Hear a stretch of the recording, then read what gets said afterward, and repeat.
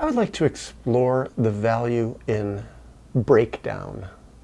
Having a breakdown.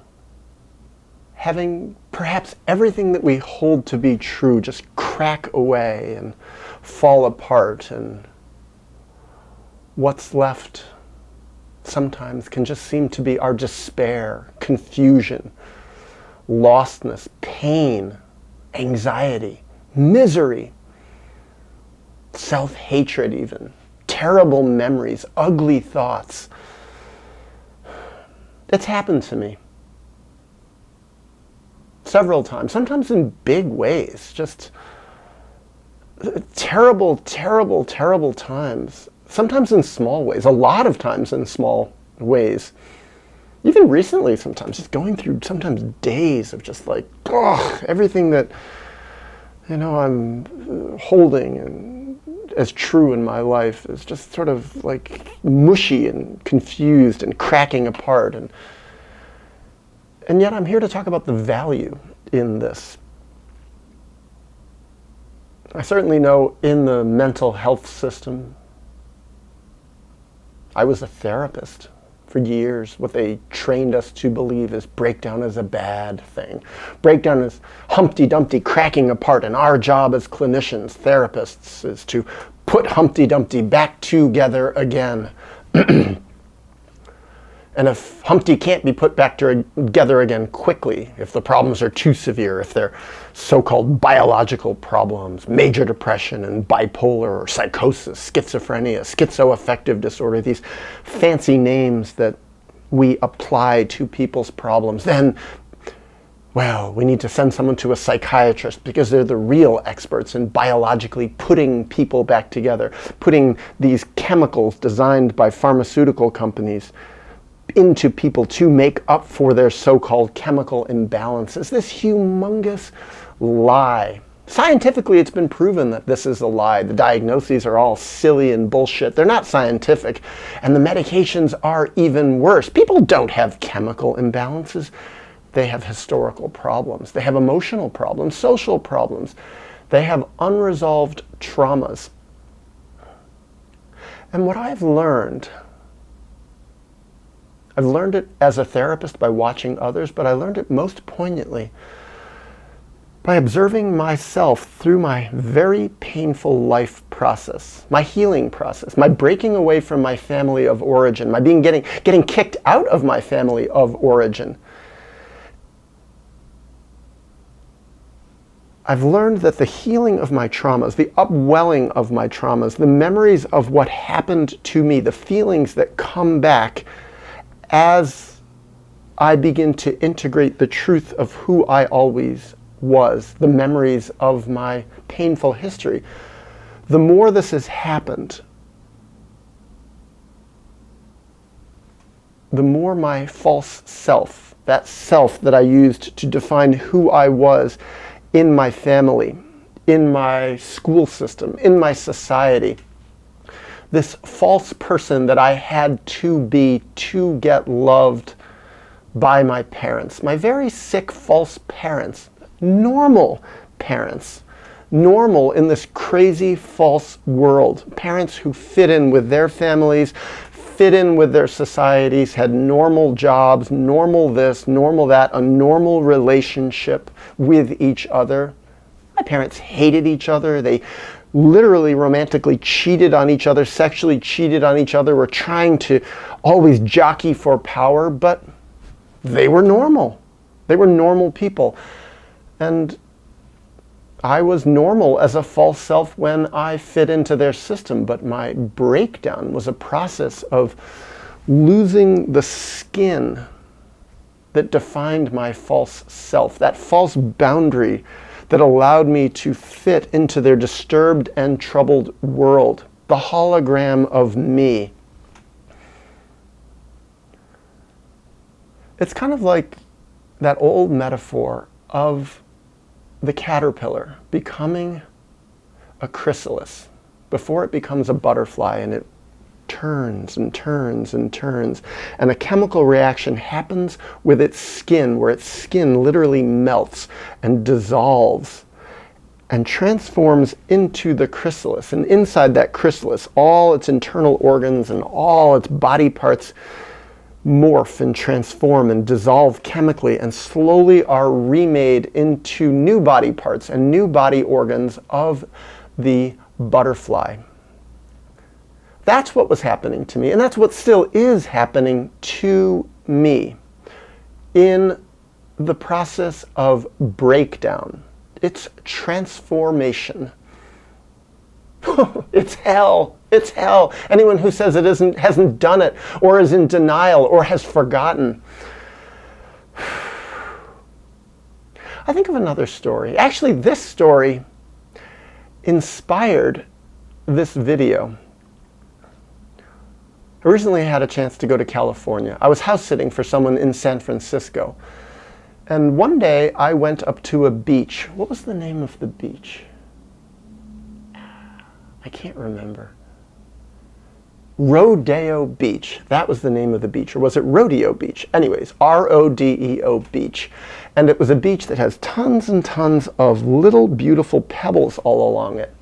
And one out of every 100,000 of these pebbles, out of every maybe million, is a bright orange red little pebble that's a semi-precious stone called a carnelian.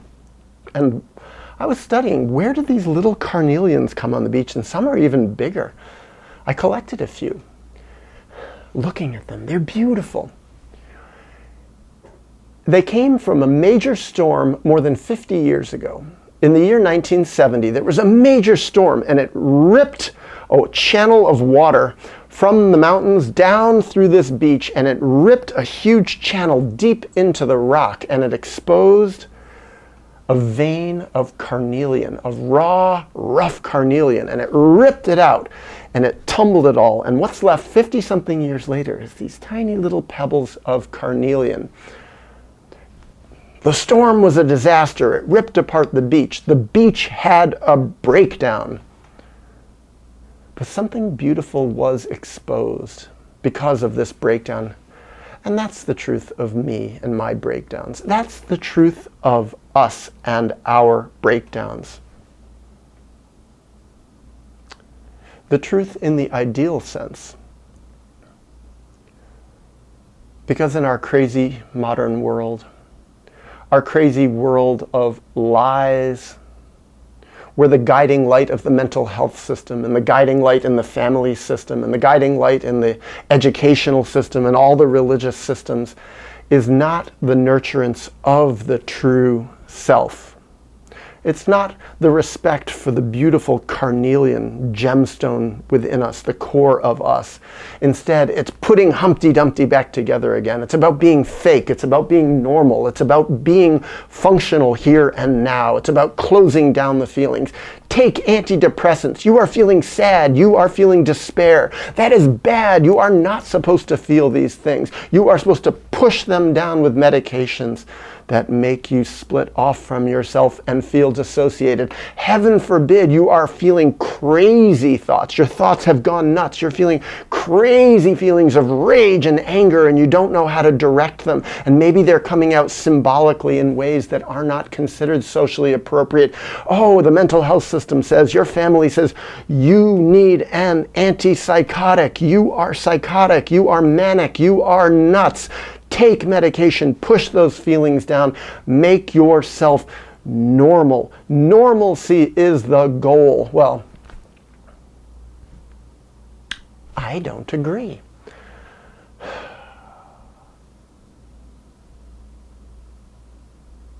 Is it so simple that I don't agree across the boards? I mean, I live in New York, I go outside, I see people in the process of breakdown all the time, screaming and ranting, homeless people sleeping out on the street, and are they finding the gold, the beautiful value inside their true self as the result of their breakdowns? No, They don't have support. They don't have nurturance. They don't even have a safe place to live and sleep and get food. They don't have good allies and companions. They don't have people who can guide them and mirror them and say, yes, you are supposed to be feeling horrible. You are in a horrible situation.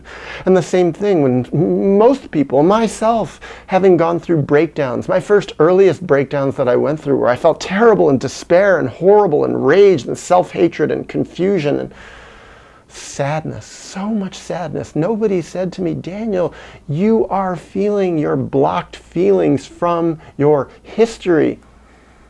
This is the stuff that was always buried in you. This is why you always felt that low-level despair. This is why you always deep down hated your parents, because they did this to you.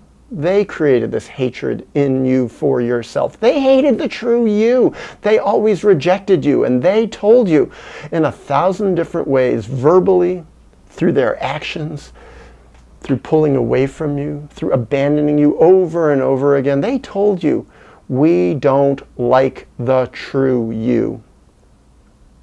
We don't love the true you. We don't support the true you. We don't want the true you. The true you is not even you. You have to have all those feelings pushed down, and then we will accept you. Then we will love you. And we'll sort of love you. We'll sort of pay attention to you, but we will accept you. You will be like us and part of us because you will be, well, you'll be just a mirror of who we are. False, shallow, dissociated, split off holograms of people. My mom took psych meds from before I was born, a lot when I was a kid. I don't even know the half of what she took. My dad, I don't think he took psych meds, but he was high on winning the contest, on being grandiose, on being a big shot, of having money and being a powerful, important person in his world and dressing fancy and always looking fancy. That blocked him from feeling the despair that was going on deep inside of him. He had a couple of breakdowns when I was a kid. He couldn't work, at least one time I remember, for several months. It was terrible, but he figured out how to put Humpty Dumpty back together again, and he came back stronger and more grandiose, and also with a look of terror in his eyes because he knew what was lurking under the surface and he didn't want to go back there. I saw that same look again decades later when I started confronting him about his abuse of me, his violence and viciousness toward me. When I called him out on it, I saw the terrified little child inside of him. I saw the twinkling in his eyes that connected with his memories. I wanted him to acknowledge the truth of what he'd done to me, but he couldn't, because then he would have joined me on the process of breakdown, and he couldn't handle it. He wasn't strong enough. He didn't have enough support. He had no allies in his external life. Didn't have enough ally within himself. Me, I think my journaling saved me. Me being able to write and write and write and write and write as I went through my process of big breakdowns, big confusion, big lostness, not knowing how in the world I fit in this crazy, insane culture I live in. Traveling to many other cultures and realizing, yeah, different cultures are different, but they're all crazy. There is no escape. I can't go to a different country and a different culture and suddenly be accepted. I have to make my own culture.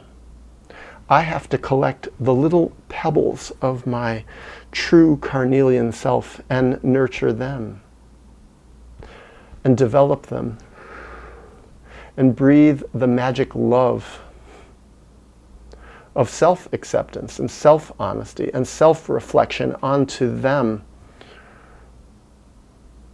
Kindle them. Find more of my true self. Bring it together through grieving, getting away from my family system.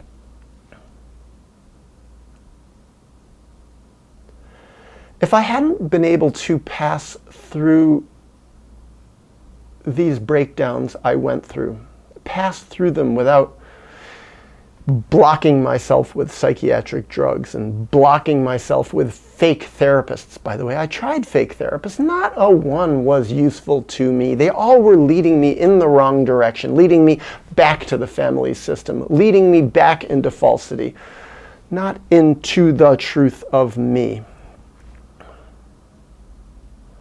Oh, if I hadn't been able to make it through those breakdowns again and again and again and built up resilience, built up strength, built up experience and knowledge, built up tools also to become stronger, to know how to deal with it when I felt terrible, when I couldn't function properly, when I couldn't find ways to make money easily, when I couldn't look normal and be normal and speak normal.